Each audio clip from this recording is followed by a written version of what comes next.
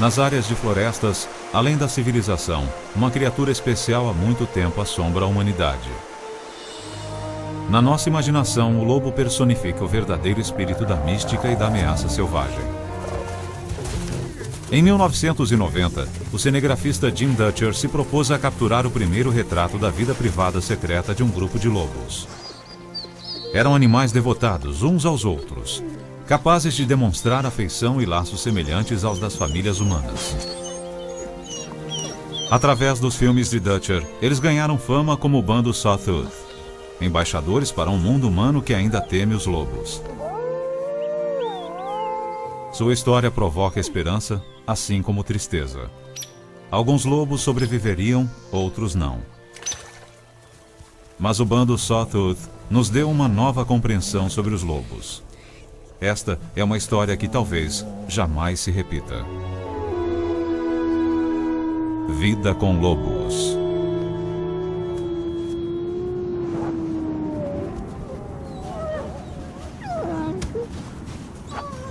Na vida de um grupo de lobos, esses dias frios de primavera significam uma época de comemoração. Um evento extraordinário aconteceu.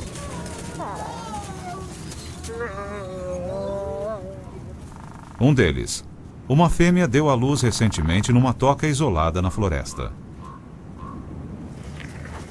Para o resto da alcateia, a excitação se transforma em brincadeira.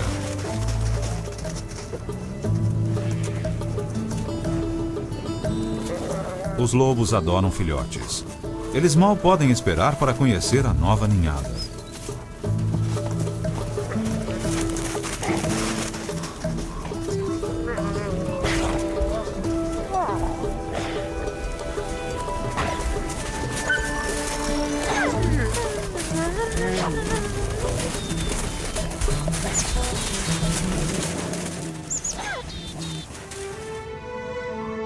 Mas a mãe mantém os filhotes ocultos de todos os intrusos, até mesmo de seu próprio grupo.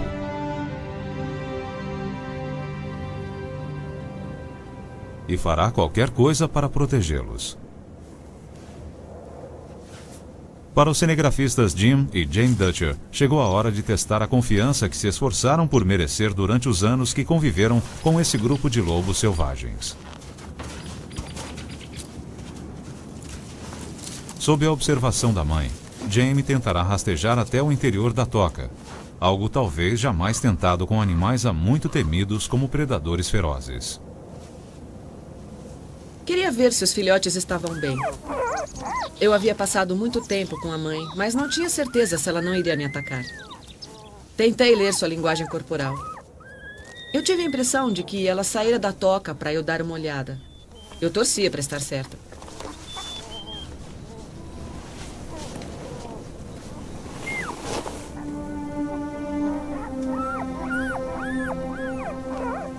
Um momento de confiança está prestes a se desenrolar entre duas espécies há muito tempo, consideradas inimigas mortais.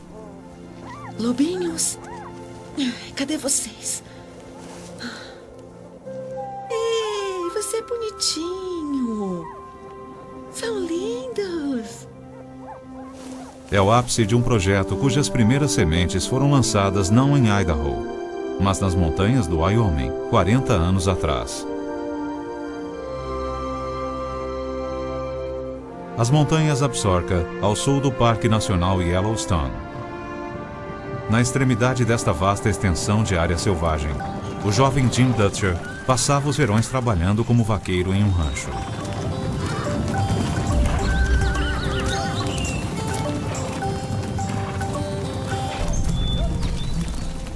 Na época, eu era adolescente, com o emprego de verão dos meus sonhos e uma chance de brincar de cowboy. Minha responsabilidade era cuidar dos cavalos. Eu os levava ao anoitecer e os recolhia pela manhã, conduzindo-os de volta ao rancho.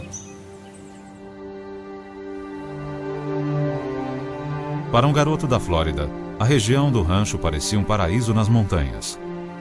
Com lagos cheios de trutas, florestas com ursos pardos e alces. Um lugar onde encontros selvagens eram possíveis. Um dia, enquanto procurava cavalos desgarrados, Jim se deparou com algo que jamais esqueceria. Numa clareira à frente, havia um lobo cinzento. Ele não parecia ameaçador, apenas curioso e sem medo.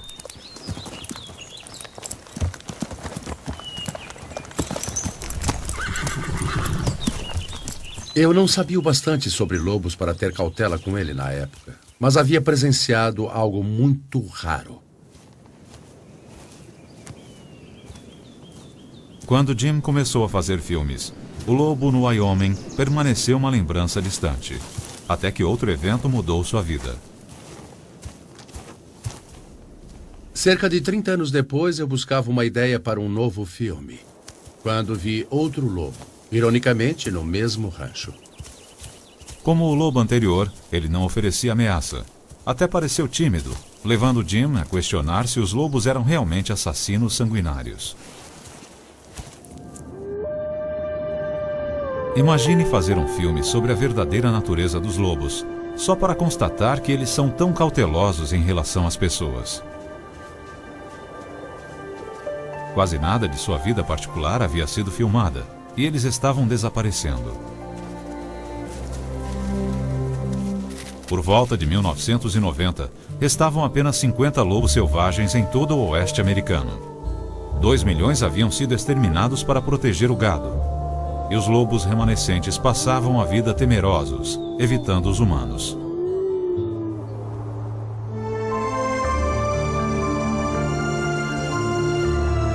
Mesmo do ar, avistar os lobos era quase impossível. Para filmá-los de perto, era preciso uma estratégia nova. Ele teve uma ideia, mas era necessário o local certo.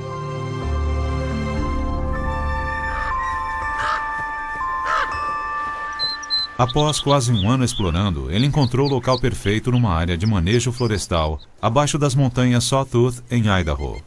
Ele garantiu uma permissão de uso especial e nascia assim o Projeto Lobo.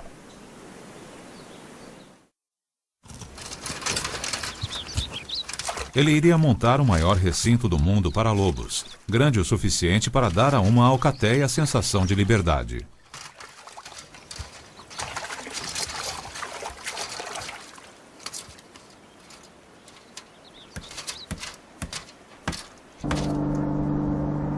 Em seguida, Jim tentaria reunir um grupo de lobos, começando com um macho adulto sedado trazido de um centro de pesquisa de lobos.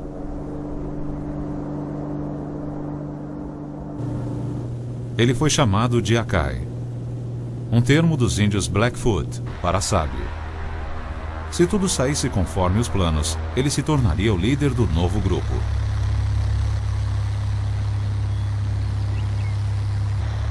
Vários pesquisadores de lobos deram ajuda e conselhos a Jim, mas ele sabe que não há garantia de que um grupo se formará.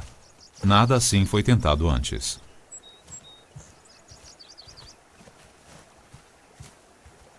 Ao levar Akai para o acampamento dos lobos, todos compreendem o significado. Há 50 anos que nenhum lobo vive aqui. Akai será o primeiro.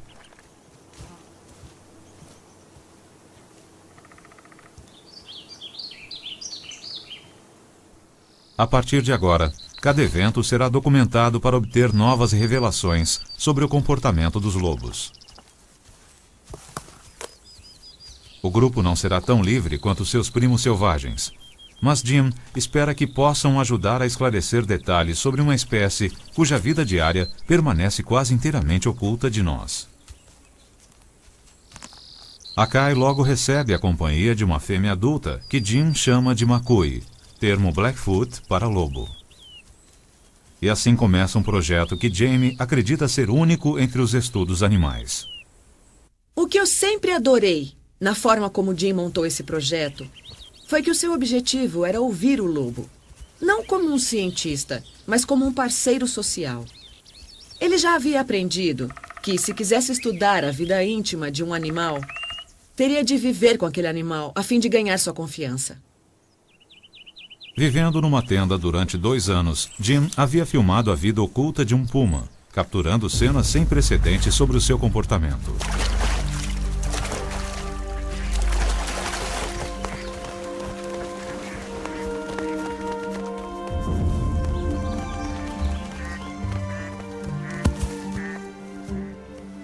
Sempre presente, Jim conseguiu filmar uma mãe puma, cuidando e ensinando os filhotes e suas raras vocalizações.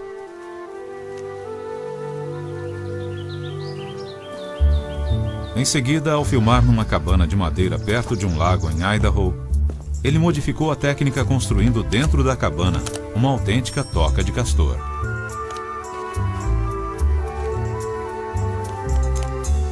Os animais eram livres para ir e vir, enquanto Jim filmava o mundo invisível dos castores na privacidade de sua toca.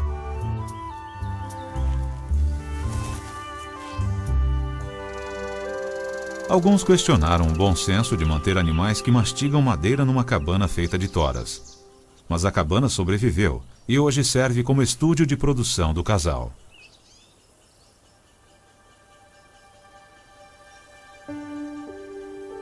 Ela agora abriga não animais selvagens, mas suas imagens. O maior registro do mundo contendo closes do lobo cinzento, em fotos, em quilômetros de filmes e nas gravações sonoras feitas por Jamie.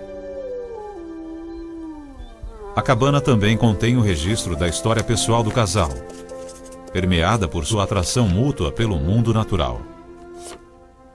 Conheci o Jim há alguns anos, num voo de volta da África. Eu estive no Zimbábue, tirando fotos, e embora ainda não soubéssemos, nós dois amávamos a vida selvagem. Assim como Jim, Jamie sentiu-se atraída pela natureza desde criança. Seu equivalente das áreas selvagens do Wyoming eram os bosques atrás de seu lar em Maryland. Ela passava o tempo livre explorando e sonhando em viver em algum lugar remoto com animais selvagens.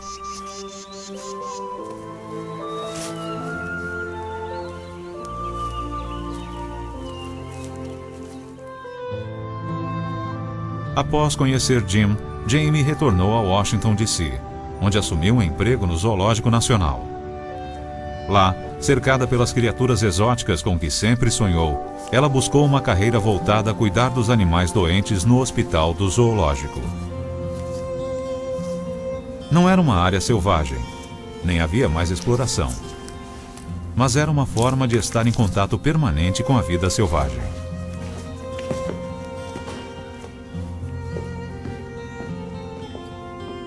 Mas o homem que ela havia conhecido num voo ao retornar da África começou a escrever cartas de Idaho. Jim compartilhava suas esperanças e temores enquanto enfrentava os desafios de filmar o mundo natural. De longe, Jamie só podia imaginar como seria viver num ambiente selvagem. Era o começo de uma correspondência que duraria 7 anos. Sexta-feira, 28 de junho. Querida Jamie, amanhece no acampamento dos lobos. O tempo está claro e frio, fez 1 grau negativo ontem à noite. E as montanhas atrás do acampamento estão magníficas.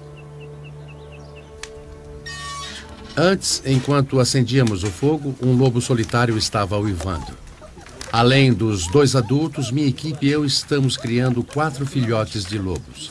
É cansativo alimentá-los o tempo todo, mas estão passando muito bem. Para Jim, é um período de questionamentos e preocupações. Será que realmente vai conseguir reunir um grupo de lobos? O que vai acontecer quando esses filhotes pequeninos deixarem o berçário e se transformarem numa das forças mais poderosas do reino animal, um bando de lobos?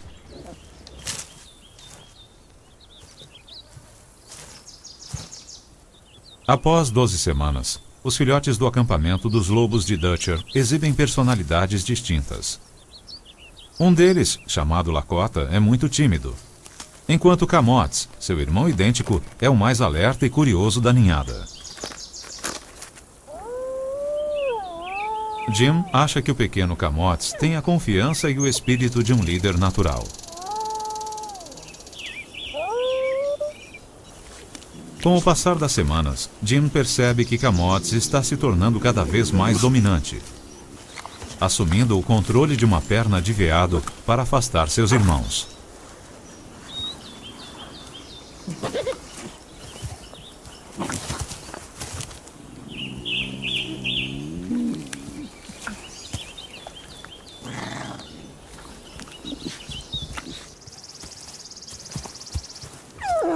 Como os filhotes em geral são bem recebidos no grupo pelos lobos adultos, ninguém espera problemas quando chega a hora de apresentá-los a Akai e Makui.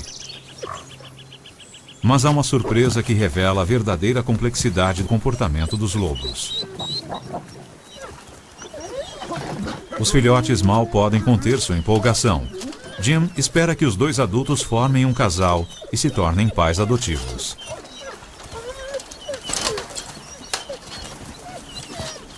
Mas enquanto os filhotes se integram, a fêmea adulta Makui se afasta silenciosamente.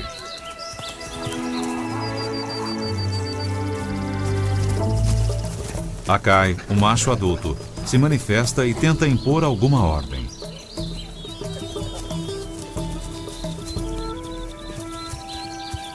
Mas Makui, para surpresa e preocupação de Jim, não quer se envolver com os filhotes. Ela desaparece. Makui permanece escondida em algum lugar no bosque. À medida que os dias passam, Jim e sua equipe decidem procurá-la, preocupados que não esteja comendo o suficiente.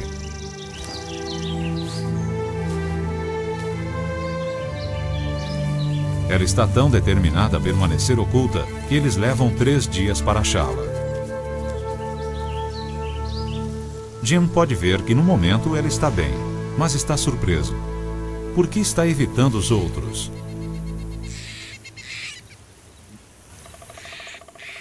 Makui permanece ausente durante semanas, enquanto o novo grupo desenvolve uma hierarquia. Mas aqui também o comportamento dos lobos se mostra extremamente complicado. O drama se desenrola sempre que Jim oferece a carcaça de um animal. Surpreendentemente, não é o adulto Akai que domina, mas o jovem Camotes. A estabilidade de um grupo de lobos depende de um único líder, chamado macho alfa.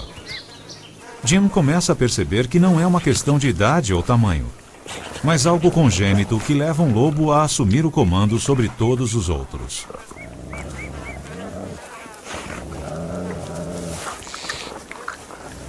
Nenhum dos lobos, nem mesmo Akai, desafia o jovem Camotes enquanto ele se impõe como alfa.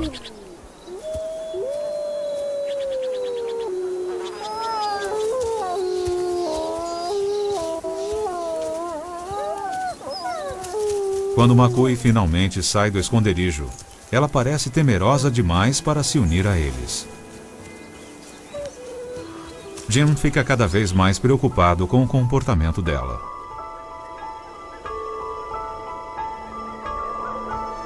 Chega o inverno nas Montanhas Rochosas, enterrando o acampamento dos lobos sob um espesso manto de neve. Em algum lugar longe dali, Makui permanece sozinha. Para reproduzir os padrões normais da alimentação de um lobo, Jim e sua equipe trazem carcaças de veados, uapitis ou antílopes a cada 5 dias. Os filhotes de lobo precisam crescer rapidamente para sobreviver ao primeiro inverno rigoroso na neve espessa. Os filhotes agora já têm quase o tamanho de um adulto.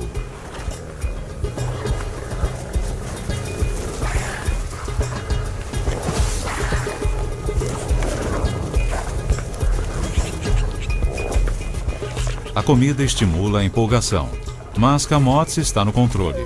Ninguém come sem a sua permissão. De longe, Makui observa.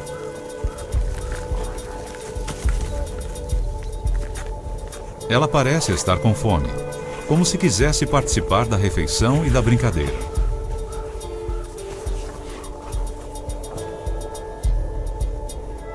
Mas não participa.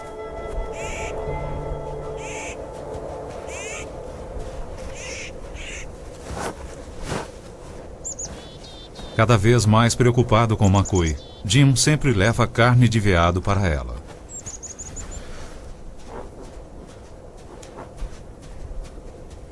Para Jim, os encontros são breves demais, pois ele espera ganhar sua confiança e descobrir por que ela se tornou solitária.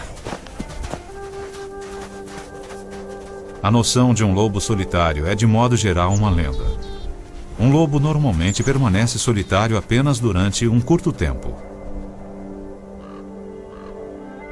Jim passa o inverno tentando ajudar Makui, esperando compreender por que seu comportamento é tão incomum. Todos os impulsos de um lobo lhe dizem para fazer parte de algo maior, para pertencer a uma alcateia. Sua identidade está completamente entrelaçada com a de sua família.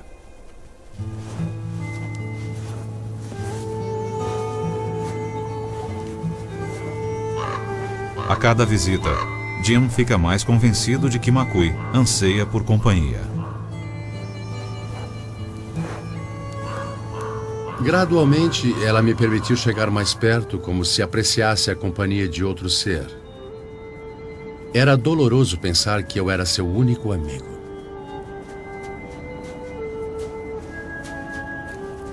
Mas, de perto, Jim pôde finalmente ver o problema.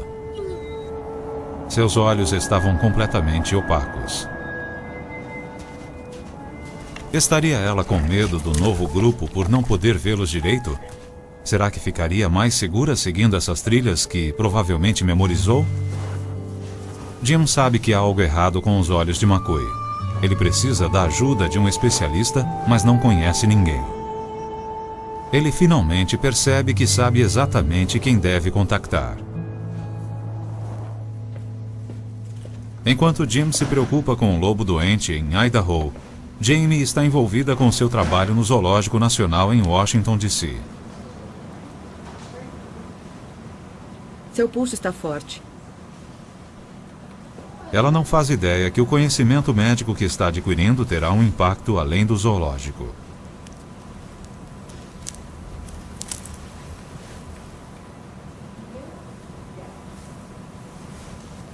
Ela está prestes a receber notícias do Senhor dos Lobos que está no oeste. Jim precisa de conselhos de alguém com experiência veterinária.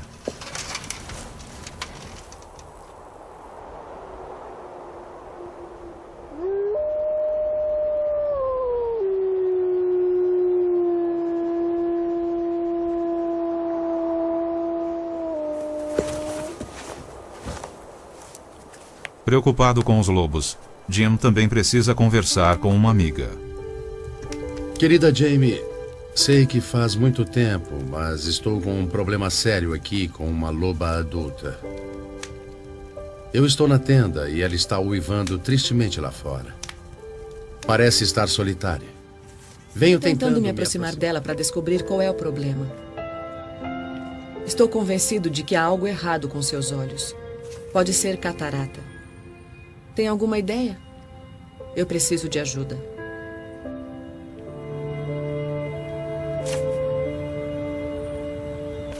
A carta mostrava o quanto Jim se importava com os animais. Sugeri que entrasse em contato com um oftalmologista veterinário para examiná-la. Eu sabia que faziam cirurgias de catarata em cães domésticos. Queria poder estar lá para ajudá-lo. Seguindo o conselho de Jamie, Jim localiza um excelente cirurgião especialista em animais e providencia equipamento cirúrgico veterinário. Aqui é melhor. Ele teme que a remoção de Makui para um hospital possa estressar profundamente um animal já muito ansioso. Ele transformou a tenda num hospital de campo. Vai dar tudo certo. Muito bem, agora eu vou dar a injeção. Bem aqui. Enquanto observa a cirurgia, Jim reflete. Ao filmar o mundo natural, é impossível saber que rumo a história vai tomar. Especialmente quando o assunto é um animal que conhecemos tão pouco.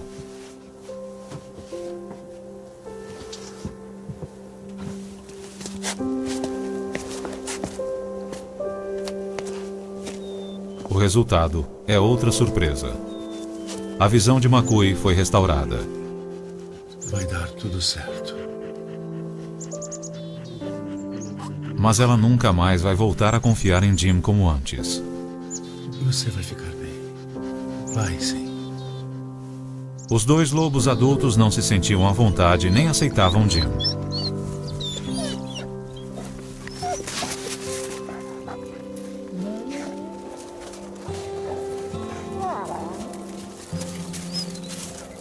Relutantemente, ele decide se concentrar nos filhotes já crescidos e encontrar outro lar para Makui e Akai.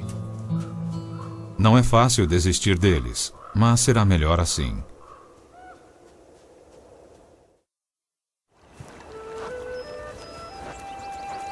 Uma fêmea escura chamada Motoki atrai a atenção de Jim. Na hierarquia emergente dos filhotes, Motoki foi relegada ao papel de Ômega, membro da casta mais inferior da família.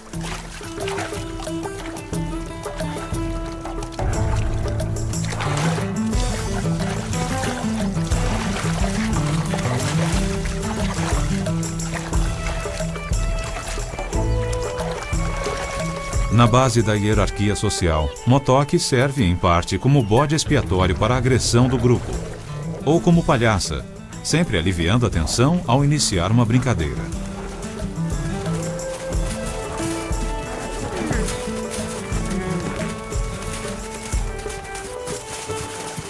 O Ômega é um membro importante do grupo, não um pária, mas ocupa sempre a base do escalão.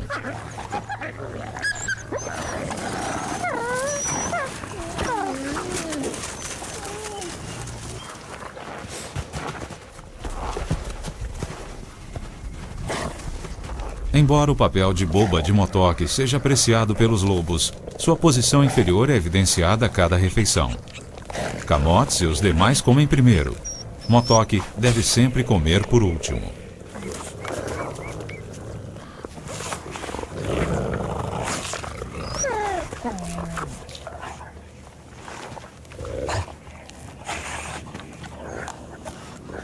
Às vezes, como se quisesse evitar problemas, Motoki se afasta sozinha. Ela tem menos de 1 ano de idade e pouca noção dos perigos que se ocultam além da proteção do grupo.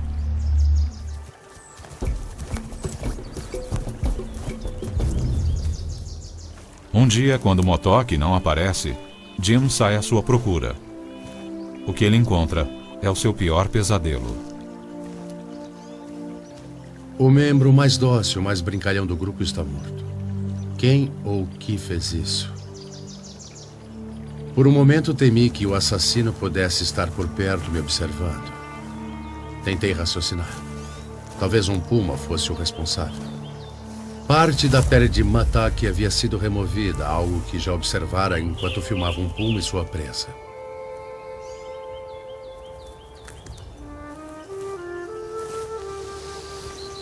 Encontrei marcas de garras de lobo e um sinal revelador. Um pouco de pelo do Motoki. Acho que o grupo encontrou seu matador nesta árvore e tentou subir nela para agarrar o puma que havia matado sua irmã.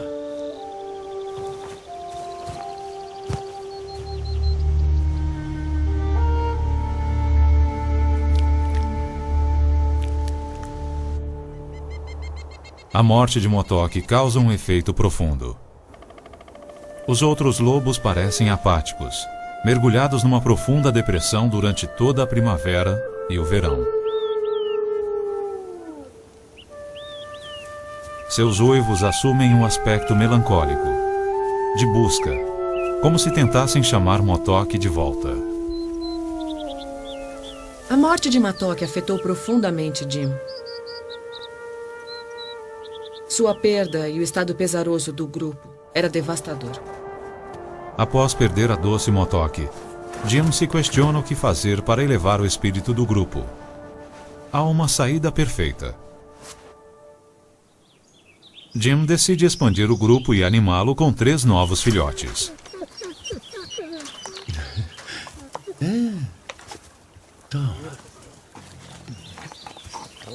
Os jovens lobos, por sua vez, me aceitaram.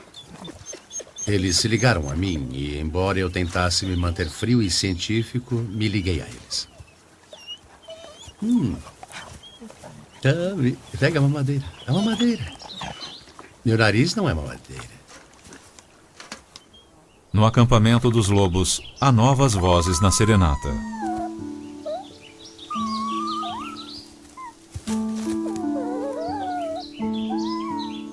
À medida que Jim começa a registrar suas personalidades emergentes, um macho bege e esperto atrai sua atenção. De forma inconsciente, o filhote vai crescer e se tornar o pacificador do grupo e seu favorito. Ele o chama de Matsi, termo Blackfoot para doce e valente. Com 16 semanas, os filhotes se juntam aos outros. Instintivamente reconhecem a dominância dos adultos e se mostram submissos na presença deles. Camotes os leva para conhecer o novo lar.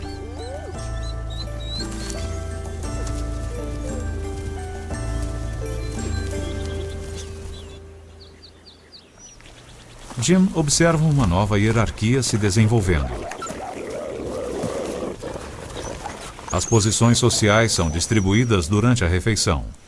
Camotes lidera, mas às vezes ele só observa, como se estivesse curioso sobre as disputas de poder que ocorrem.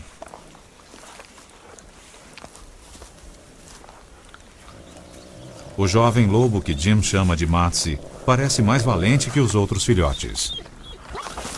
Ele até afasta Lakota, o irmão de Camotes.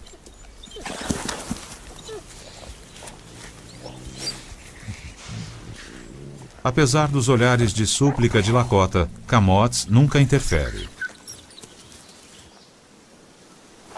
Durante o segundo outono, Jim se questiona se os filhotes já crescidos formarão um grupo estável que ele esperava obter com Akai e Makui.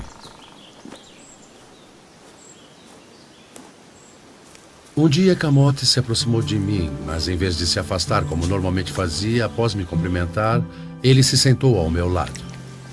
Olá. Num gesto que jamais havia visto, ele ergueu a pata. Estendi a mão para segurá-la e ficamos ali sentados. Naquele momento soube que tudo daria certo. Percebi que quem estabilizaria o grupo e faria todo o projeto funcionar não era eu, e sim Camotes.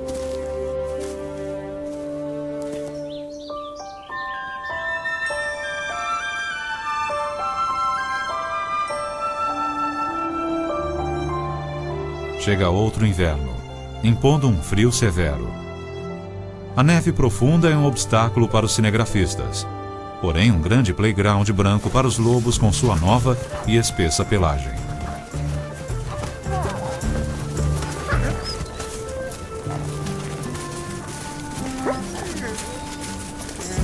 Embora Camotes, o alfa, pareça brincar de forma agressiva, quando ele sem querer derruba um dos filhotes, retorna como se pedisse desculpas.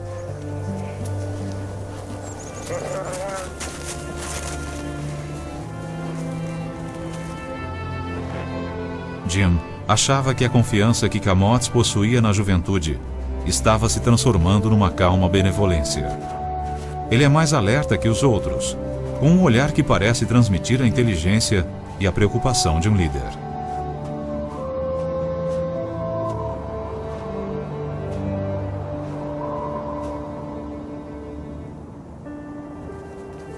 Querida Jamie, finalmente as coisas começam a se mostrar um pouco mais positivas. Tivemos nossa primeira nevasca e o grupo adorou. O mais importante é que começo a ver um comportamento novo. Gostaria que visse como Camotes cuida do grupo. Suponho que todos temos momentos marcantes em nossas vidas. Eu conheci o Jim no corredor de um avião. Um encontro breve e agradável que virou a minha vida de cabeça para baixo 7 anos depois. As cartas de Jim para Jamie continuaram desde seu breve encontro. Cartas sobre lobos e nevascas, filhotes selvagens e temperaturas bem abaixo de zero. Eles tinham interesses em comum, mas havia um continente entre eles. Então, uma carta muda a vida de Jamie. Jim pede que ela venha conhecer os lobos e ver se gostaria de viver em Idaho. O que eu poderia dizer? Ele me pedia para ir viver numa tenda gelada do outro lado do continente. Era loucura. Mas naquela altura eu sabia que o amava. Então eu fui.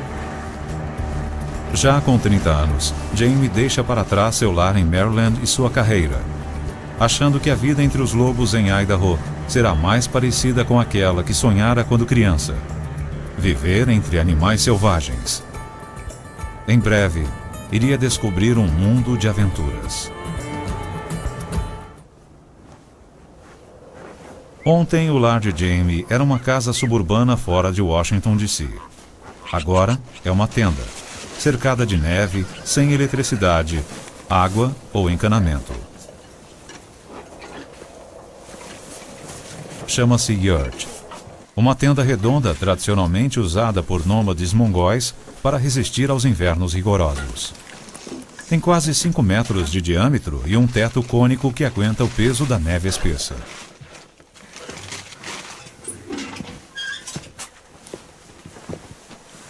Um aposento, pouco conforto, no meio do nada. Mas o quintal é glorioso.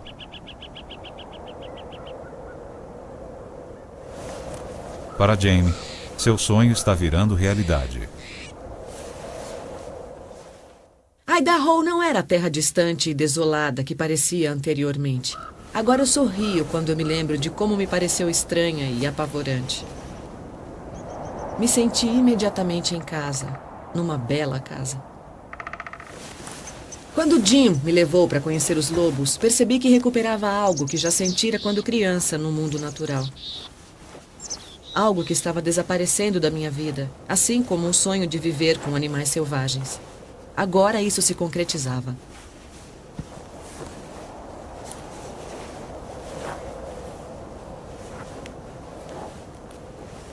Conheci os lobos através das cartas do Jim. Só esperava que me aceitassem.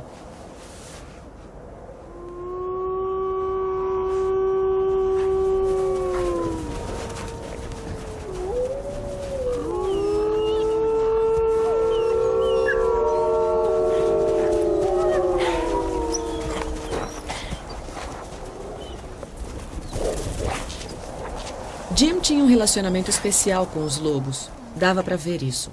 O grupo confiava inteiramente nele. Ele nunca tentava se aproximar deles quando não estavam muito dispostos e jamais os tratava como bichos de estimação.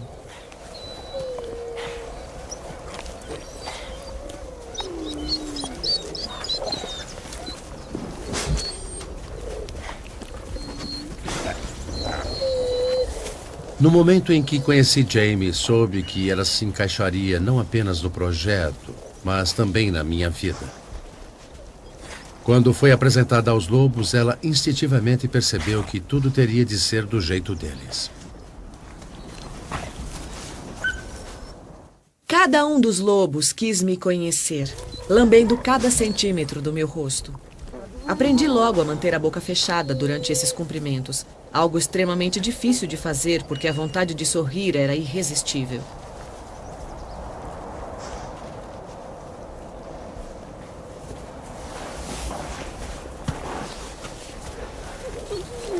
Jamie percebe que um lobo é tímido e permanece afastado.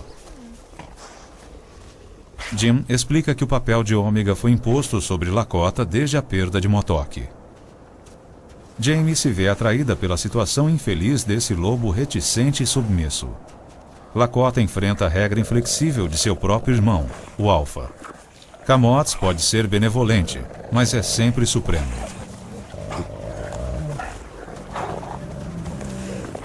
Seu comando sobre uma carcaça é implacável.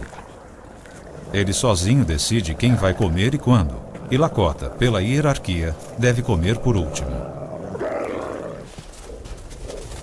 Lakota tenta se aproximar da carcaça sem ser notado, antes de sua vez. Mas Camotes precisa reforçar as regras de status, que garantem a estabilidade do grupo. Ele se recusa a permitir que seu irmão Ômega se aproxime da comida.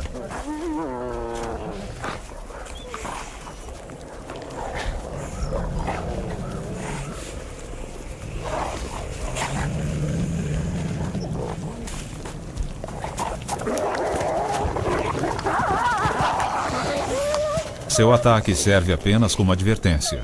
Um alfa raramente fere um membro do grupo.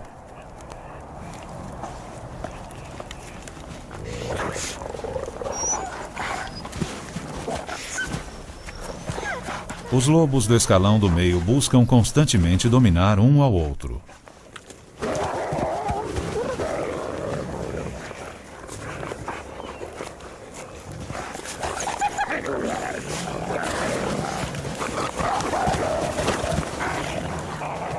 Camotes é o árbitro de todas as disputas, pondo cada um no seu lugar.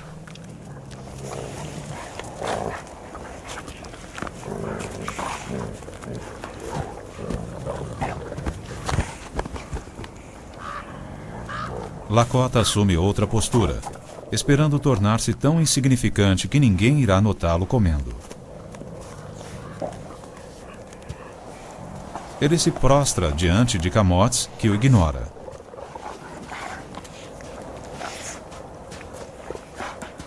Talvez Lakota possa pegar algo antes que os outros vejam. Não adianta.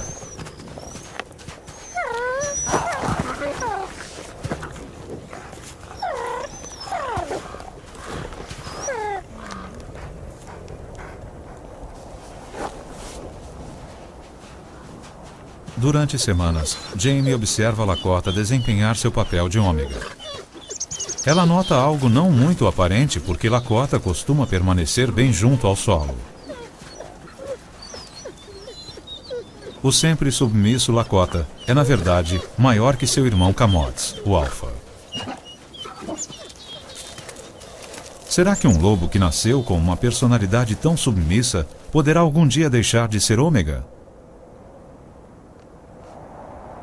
Os mistérios estão apenas começando. No acampamento dos lobos, o sol de inverno se esconde atrás dos picos no meio da tarde.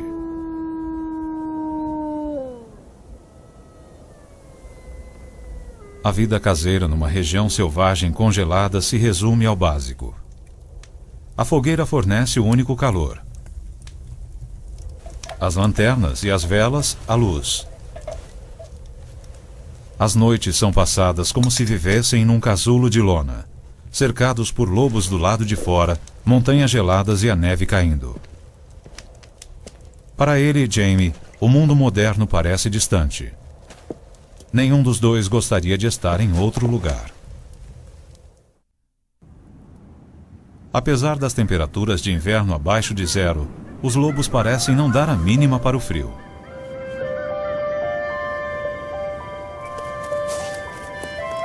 Enquanto exploram, os lobos notam bolhas abaixo do gelo e ficam frustrados quando não conseguem alcançá-las. Mas nem o gelo nem a neve penetram na sua camada dupla de pelos. Os pelos longos da pelagem externa bloqueiam o vento e lhes dão uma cor característica. Na parte interna, todos têm a mesma pelagem cinzenta com pelos lanosos e isolantes.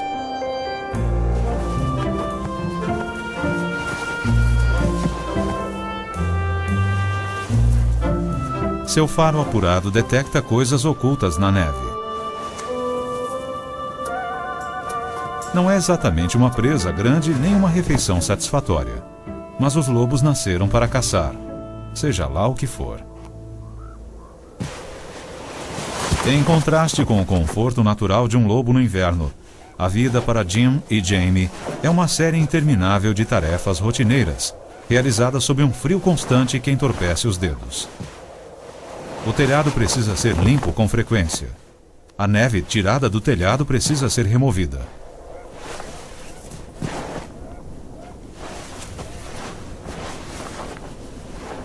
Uma simples saída atrás de lenha exige o uso dos sapatos para a neve.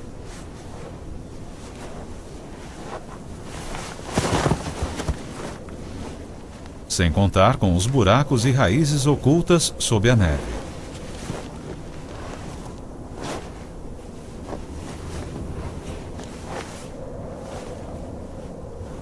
Mesmo assim, é preciso buscar lenha.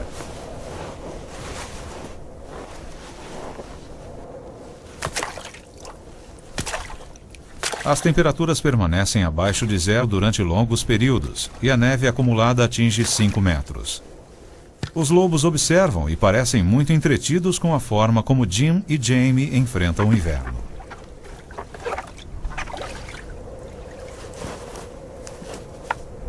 Algumas tarefas, como obter água para o chuveiro, são importantes, mas não essenciais. Manter o caminho desobstruído até o banheiro externo é essencial.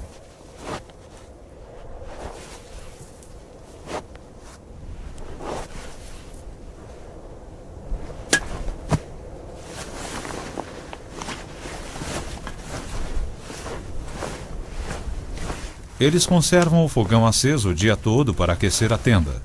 Quando o fogo se extingue à noite, a friagem gelada do inverno adentra o acampamento dos lobos.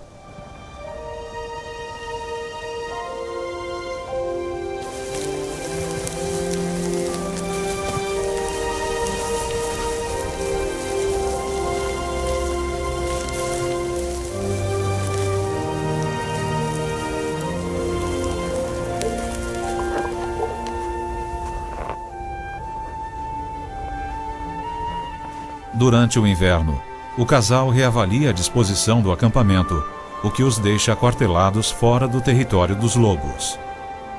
O velho acampamento sempre teve falhas.